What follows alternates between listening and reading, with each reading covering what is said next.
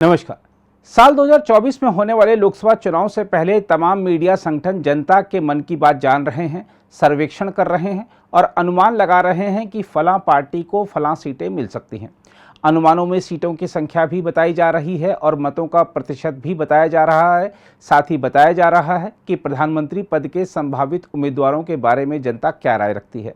इसके अलावा विभिन्न दल और गठबंधन भी अपनी अपनी जीत के दावे अभी से करने लगे हैं। बीजेपी का कहना है कि वह पिछली बार के अपने आंकड़े 303 को पार करेगी। वहीं विपक्षी गठबंधन इंडिया मानकर चल रहा है कि इस बार एकजुट विपक्ष स्पष्ट बहुमत हासिल करके मिलीजुली सरकार बनाएगा। लेकिन सुप्रीम कोर्ट के वरिष्ठ अधिवक्ता श्री अश्विनी उपाध्याय ने दावा किया है कि बीजेपी इस बार 303 नहीं बल्कि 400 के भी पार जाएगी।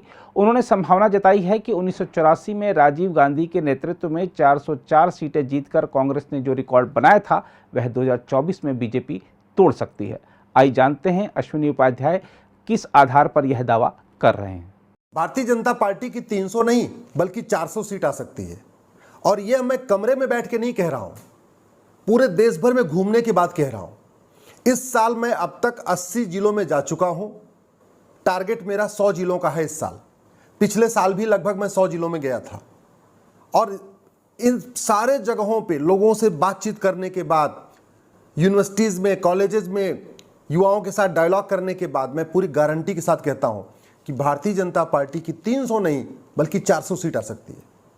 300 सीट तो जितना विकास हुआ है उस विकास के दम पे आ जाएगा, लेकिन अगर सरकार कुछ कानून बना दे तो 400 सीट आएगी। और जो 1984 में राजीव गांधी जी को 404 सीट मिली थी वो रिकॉर्ड भी टूट जाएगा। मैं गारंटी के साथ कहता हूं कि राजीव गांधी का रिकॉर्ड जो 1984 में 404 सीट का था वो 2024 में वो रिकॉर्ड टूट जाएगा। लेकिन सरकार को तत्काल कुछ कानून बनाना पड़ेगा। सबसे पहले सरकार एक भारतीय नामकरण संहिता बनाए। ये जो गुलामी के नाम चल रहे हैं, जो आक्रांताओं के नाम पे सड़क मोहल्ले गलियां चल रही हैं, जिलों के नाम चल रहे हैं, स्थानों के नाम चल रहे हैं, शहरों के नाम चल रहे हैं, इनको तत्काल बदलने के लिए एक भारतीय नामकरण संहिता बनाए। बहुत सारे मुगलों के नाम पे चल रहे हैं और बहुत सारे स्थानों का नाम अंग्रेजों के समय में बदल गया। जैसे कर्णपुर को कानपुर हो गया, जबकि आंखपुर, नागपुर, हाथपुर नहीं होता, लेकिन KARNPUR कर्णपुर था, उसमें अंग्रेज उसको आर खत्म करके कानपुर बना दिया। तो इसलिए मैं कह रहा हूं सरकार तत्काल एक भारतीय नामकरण संहिता बनाए। वो देश भर में जितने इस तरीके के नाम हैं सबको जांच करे, उनके पुराने नामों को पता करे और पुनः उनको बहाल करे। इसी तरीके से सरकार तत्काल एक भारतीय धरोहर संहिता बनाए। भारतीय धरोहर संहिता में क्यों कह रहा हूं, क्योंकि मुगलों के टाइम में, अंग्रेजों के टाइम में बहुत सारे हमारे पौराणिक स्थान, ऐतिहासिक स्थान, धार्मिक स्थान तोड़े गए और वहां अवैध कब्जा हो गया। उदाहरण के लिए अयोध्या तो चलो बन रहा है कोर्ट के जरिए, लेकिन 1670 में औरंगजेब ने मथुरा में भगवान कृष्ण की जन्मभूमि को तोड़ा। 1377 में तुगलक ने अटाला देव मंदिर को तोड़ा। 1669 में औरंगजेब ने काशी विश्वनाथ ज्ञानवापी को तोड़ा। 1410 में अलाउद्दीन ने रुद्रमहालय जो गुजरात में उसको तोड़ा। इसी तरीके से अहमद शाह ने 1552 में भद्रकाली मंदिर जो कर्णावती में है उसको तोड़ा। पंडुआ जो पश्चिम बंगाल है वहाँ पे तोड़ के 1373 में मदीना मस्जिद बन गई। इसी तरीके से विदिशा में 1658 में औरंगजेब ने वीजा मंदिर बना दिया, मंदिर को तोड़ के। अपना दिल्ली में कुतुबुद्दीन ऐबक ने जैन मंदिरों को तोड़ के कुतुब मीनार बना दिया। तो एक भारतीय धरोहर संहिता बनाइए। उस भारतीय धरोहर संहिता में एक्सपर्ट हों, वो ये देखें कि आक्रांताओं के समय में जो हमारे पौराणिक स्थान तोड़े गए हैं, ऐतिहासिक स्थान तोड़े गए हैं, वो कौन कौन से हैं, उनका पुराना स्वरूप क्या था और उनको बदलने पर अपना सुझाव दे।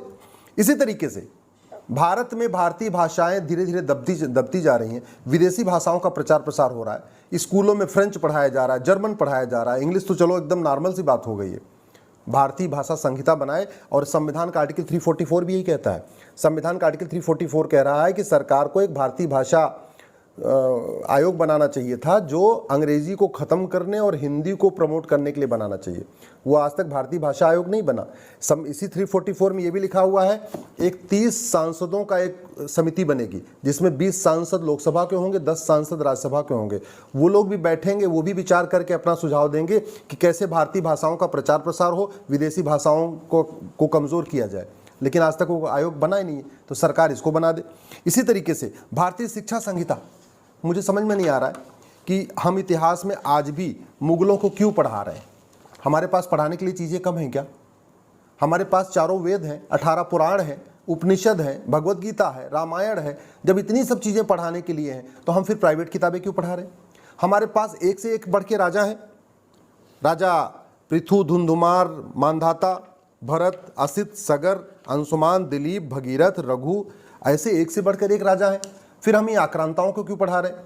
तो इसलिए कह रहा हूँ, एक भारतीय शिक्षा संहिता सरकार तत्काल बनाए और वैदिक शिक्षा, प्राइमरी में वैदिक शिक्षा और गुरुकुल शिक्षा व्यवस्था लागू करे। आप देखिए गारंटी के साथ 404 सीट आएगी, 404 नहीं बल्कि 410 सीट आएगी।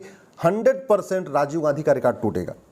सरकार भारतीय दंड संहिता जो भी खत्म करने के लिए बिल लाई है, लेकिन उसको ऐसे करे कि भ्रष्टाचार अपराध के सभी कानूनों को मिला के एक कानून बना दे। ये घूसखोरी, जमाखोरी, मिलावटखोरी, कालाबाजारी, नशा तस्करी, मानव तस्करी के जो अलग अलग कानून अभी भी चल रहा है, इसको सबको मर्ज करे, one nation one penal code यानी भारतीय दंड संहिता बना दे। ये पुलिस का जो कानून 1861 का चल रहा है, उस जिसके कारण पुलिस सत्ता की गुलाम बनी हुई है। पूरे देश में पुलिस एक जैसा व्यवहार नहीं करती। यूपी की पुलिस अलग तरीके से व्यवहार करती है, बंगाल की पुलिस अलग तरीके से व्यवहार करती है। यूपी की पुलिस घुसपैठियों को पकड़ती है, धर्मांतरण कराने वालों के खिलाफ एनएसए लगाती है, बाकी राज्य की पुलिस नहीं लगा रही है। पूरे देश की पुलिस एक तरीके से व्यवहार करे, उसके लिए ज़रूरत है एक 1861 का पुलिस एक्ट बदला जाए, उसकी जगह एक नई भारतीय पुलिस संहिता बनाई जाए। इसी तरीके से भारतीय साक्ष्य संहिता जो एविडेंस एक्ट है 1872 वाला, ये महाघटिया है, इसके कारण लोगों को सजा नहीं हो रही है। झूठ को गंभीर अपराध घोषित किया जाए। झूठ पकड़ने के लिए हर जिले में, हर थाने में narco polygraph brain mapping test करने के लिए लैब बनाई जाए। नार्को पॉलीग्राफ ब्रेन मैपिंग कानून बनाया जाए और जो लोग इस तरीके की शिकायत करते हैं, चाहे हत्या का, बलात्कार का, जो बाकी चीज़ें हैं, उसमें शिकायतकर्ता से भी किया पूछा जा सकता है और जिसके खिलाफ आरोप है उससे भी पूछा जा सकता है। फटाफट आपका जो है सच सामने आ जाएगा। तो 1 घंटे के अंदर मुकदमा दर्ज हो और 1 महीने के अंदर जांच पूरी हो। ये तभी हो सकता है जब narco polygraph brain mapping lab हर थाने में हो, नार्को पॉलीग्राफ ब्रेन मैपिंग कानून हो, झूठ बोलना गंभीर अपराध हो, झूठी शिकायत करने वालों को, झूठा मुकदमा दर्ज कराने वालों को कम से कम 10 से 20 साल की सजा का प्रावधान हो। आप देखिए फटाफट इस देश में न्याय मिलना शुरू हो जाएगा। इसी तरीके से एक भारतीय न्याय संहिता बनाई जाए, एक जुडिशियल चार्टर लागू किया जाए, हर मुकदमे का समाधान 1 साल के अंदर हो, ये व्यवस्था करनी पड़ेगी। तब जाके वास्तव में इस देश में राम राज्य आएगा। इसी तरीके से 1908 का जो सिविल प्रोसीजर कोड है, जिसके कारण दबंग लोग गरीबों की ज़मीन पे कब्जा करते हैं और गरीब परेशान होता है, मुकदमा लड़ते लड़ते परेशान हो जाता है। चकबंदी अधिकारी के यहाँ, एसओसी के यहाँ, डीडीसी के यहाँ, एसडीएम के यहाँ, तहसीलदार के यहाँ, एडीएम के यहाँ 20 साल 30 साल मुकदमे चलते रहते हैं। नहीं, प्रॉपर्टी को आधार से लिंक किया जाए और एक भारतीय संपत्ति संहिता बनाई जाए। हर मुकदमे का फैसला 1 साल के अंदर करना अनिवार्य कर दिया जाए, कानून बना के जुडिशियल चार्टर लागू कर दिया जाए कि 1 साल के अंदर मुकदमे का फैसला करना ही करना है। आप देखिए 400 कहते नहीं, अब की बार 400 पार, 100% 400 पार हो जाएगा। इसी तरीके से 4 लाख मठ मंदिर सरकार के कंट्रोल में, उन मठ मंदिरों को फ्री कर दिया जाए। एक भारतीय धर्मस्थल संहिता बनाई जाए। हर जितने भी मठ मंदिर फ्री होंगे उनमें क्या क्या बनाना है, उदाहरण के लिए गुरुकुल बनाना है, वैदिकशाला बनाना है, वेदशाला बनाना है, आयुर्वेदशाला बनाना है, व्यायामशाला बनाना, जो भी है एक चार्टर बना दिया जाए, एक भारतीय धर्मस्थल संहिता बना दिया जाए। 100% गारंटी के साथ कहता हूँ अब की बार 400 पार।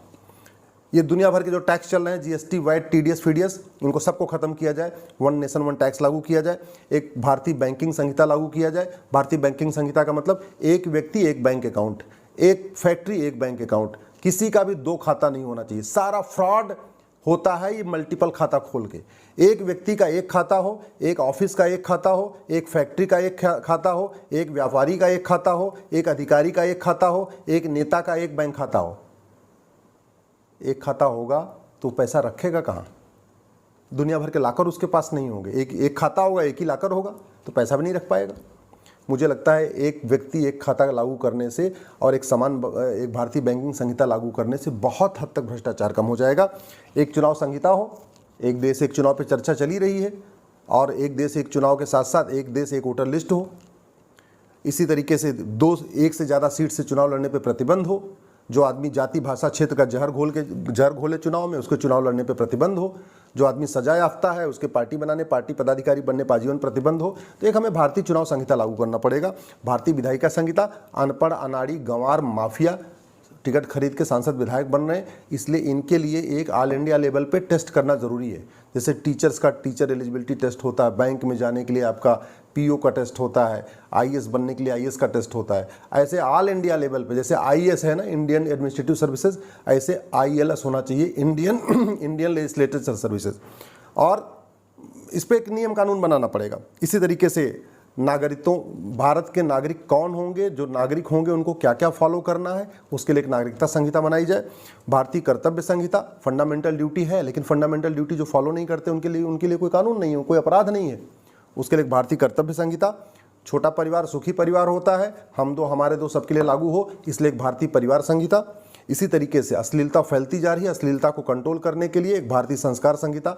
और बिजनेस व्यापार जो आज छूट मिली कि आदमी कुछ भी कर सकता है, शराब की फैक्ट्री खोल सकता है, हुक्का बार खोल सकता है, बियर बार खोल सकता है, नहीं, इस पे कंट्रोल करने के लिए भारतीय व्यापार संहिता। मैं गारंटी के साथ कहता हूँ, गारंटी के साथ कहता हूँ, अब की बार 400 पार हो जाएगा। लेकिन ये 20 सूत्री कार्यक्रम जो मैंने आपके सामने रखा है, ये सरकार को लागू करना पड़ेगा। अगर आप भी लेना चाहते हैं देश दुनिया की तमाम जानकारी तो आज ही सब्सक्राइब करें हमारे चैनल को। साथ ही नीचे दिए बेल आइकन को जरूर दबाएं ताकि हर अपडेट आप तक पहुंच सके।